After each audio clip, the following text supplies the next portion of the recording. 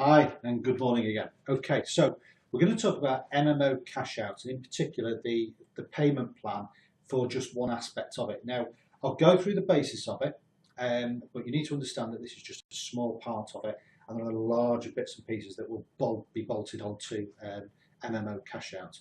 And this will enable you to earn, I say largely anything that you want to earn. If you want to earn just enough to buy your next game or your next Xbox or whatever, then you can do that. If you want something that's going to give you enough money to perhaps give up your full-time job and do even more gaming, then perhaps this will be a result for you as well. And then perhaps there's those of you who just want to do lots and lots of different things, and it has the potential to give you an awful lot of money to be able to do lots and lots of things and build that, I don't know, that dream gaming room or that man's cave or whatever you want to call it. And this is an opportunity for you to actually do it and also continue playing games and interacting with your friends, your clan, whatever you want to call them, in the same process. So it's really straightforward. But I'm going to do, I do apologise in advance, I'm going to do some drawings and my drawings are rubbish. So I'll need to explain what they are as I draw them. So initially, what we're going to talk about is when you come into MMO Cashout, you can come in at 3 levels, and those levels are as a peasant, as a squire, or as a royal. And depending on which level you're on, obviously it depends on how much you're going to potentially earn through MMO Cashout. And essentially, when you come in, you're going to be buying or have a village. And then when you have a village, if you introduce other people, and I know that that you guys are really good at, if you like something, you share it really freely, whether it be through a blog, through YouTube, through a headset, through a game, even on the in the street or out and about, you share things with people. So if you were to share this with a few people, then the potential for you to earn even more and more and more just gets, well, ridiculous. But rather than me prattle on, what I'll do is I'll start drawing and I'll explain the process as we go through. So you start off initially, as I said, no matter whether you're coming in as a peasant, a royal or a squire, you're going to come in and you are going to have a village. So this is you in your village. Now your village enables you to tax a certain area. Now at the moment, because it's just you, there is nobody that you're able to tax. And when I talk about taxing, that is the point that you actually start making some money. So you refer it to, you talk to, you speak to 2 people, and they say, yeah, I like the sound of this, and they get involved with MMO Cashout. So, and again, here we go with the drawing. So we've got one here, and the second friend that you've got, you pop in there. So you now have the ability to start taxing other villages because you're starting to expand. Now, as that expands, that gives you, by introducing, speaking to 2 people, that enables you to be able to tax up to, oops, done it the wrong way, 64 villages. Okay, so hopefully you can see that. So just by bringing in 2 people, introducing them to MMO Cashout, that allows you to tax 64 villages. Well, what happens if you bring in a 3rd person into the village fold? Well, your guild now starts to grow, and as your guild grows, because you've now got 3 personal referred villages in your guild, you're now able to tax 1,024 villages. Now, just imagine that you're on a game at the moment. Now, it might be, I don't know, World of Warcraft, something like that. And you've got various, you might have 10 friends on there, you might have 100, you might have 300, you might have 1,000. I don't know. Well, perhaps 2 or 3 of those want to do something this and they want to actually make some money whilst also gaming. Well, they're going to really enjoy this. They're going to tell other people. They're going to tell other people.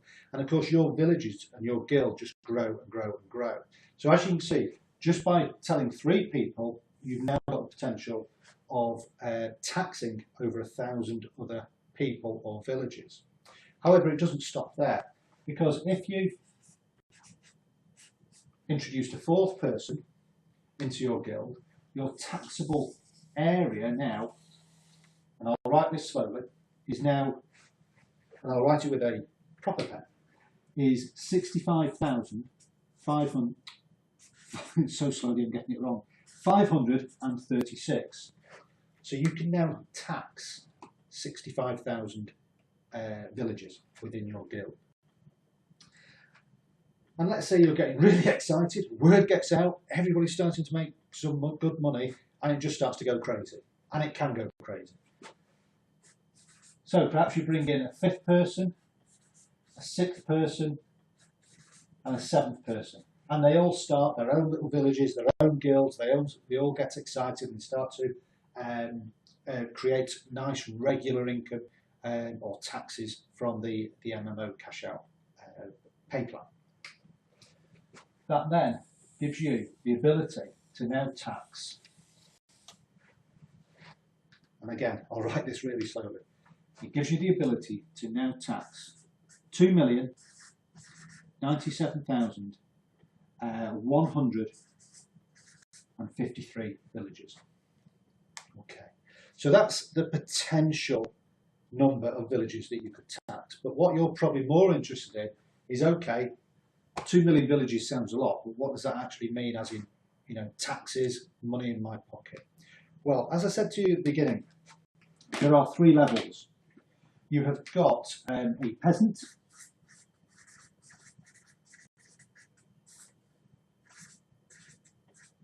that allows you to tax every single village at a 25 cents each per village.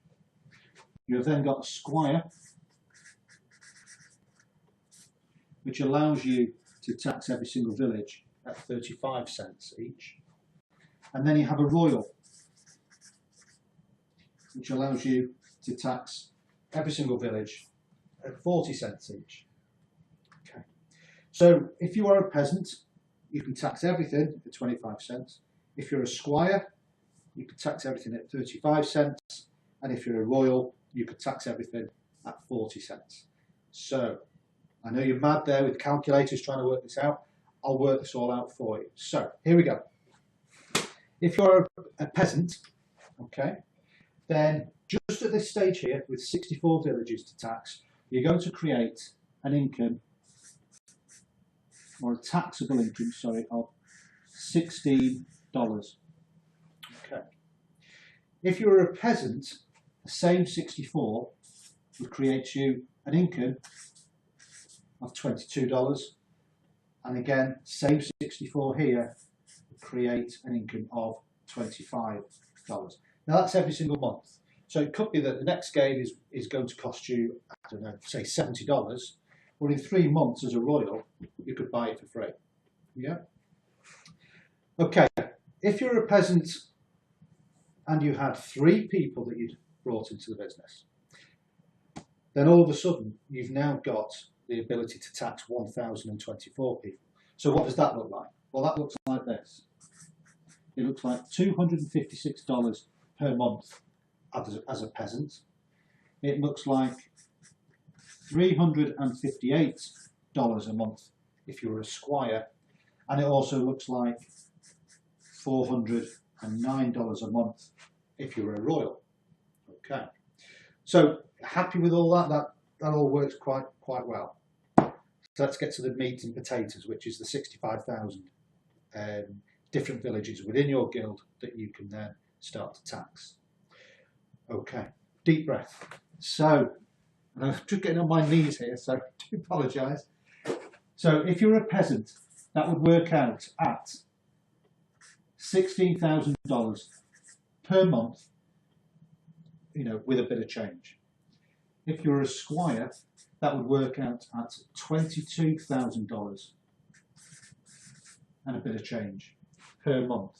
And if you're a royal, that would work out at $26,000 per month. Now, all of a sudden, you're able to get your game tree, you're able to get that fancy telly, computer screen, sorry. You'll be able to buy all the top of the range games, the biggest system you could get. You could absolutely own anything as far as the gaming world is concerned. And that is in just 1 month. Bearing in mind that you've got another month coming in, another 4 weeks later, you might get another 16 grand as well. And that's just as a peasant. As a squire, you can see a big difference, and as a royal, you can see a big difference as well. So I'm now going to go through this one here, and I'm going to go through this one pretty slowly as well. So again, I'll get on my knees. So bearing in mind that you've only had to bring in or create 7 personal villages, they've all got busy, and over time, I'm not saying this is going to happen a week next Thursday, this could take 12 months. It could take 12 weeks, it could take 12 days, it could take 12 years. It really is entirely up to you, the people that you get involved, and how you develop and coach and work with them. So we're at a scenario now where you've brought 7 people into this business. You've got, they've all got busy, and you've now got 2 million villages that you can now tax within your guild. Now that taxing produces this sort of an income.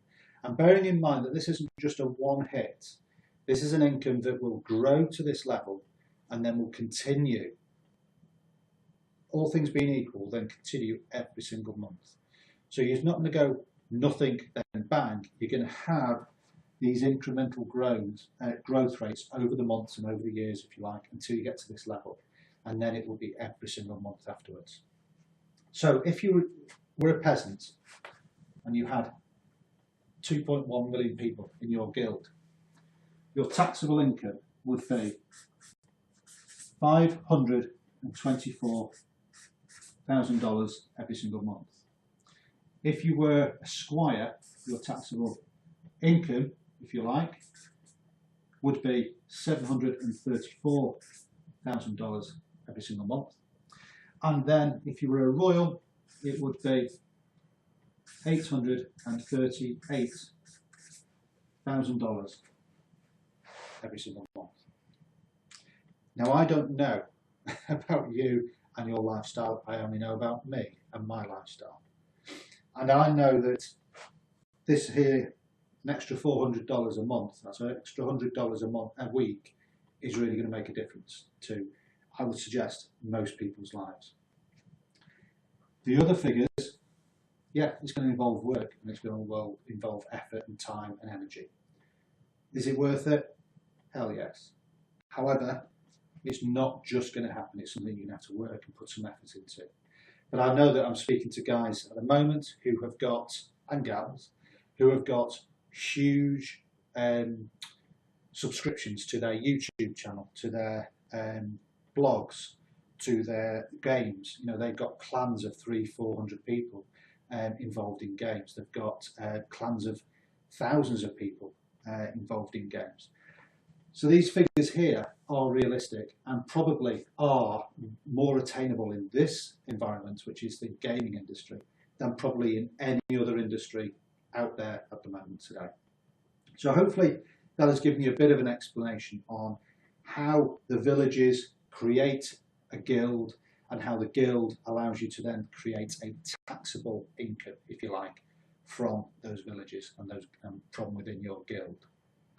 Okay, if you have any more questions, my contact details will be attached to the bottom of this video, or just simply get in touch with the person who directed you to this video, and hopefully they'll be able to answer any questions that you might have.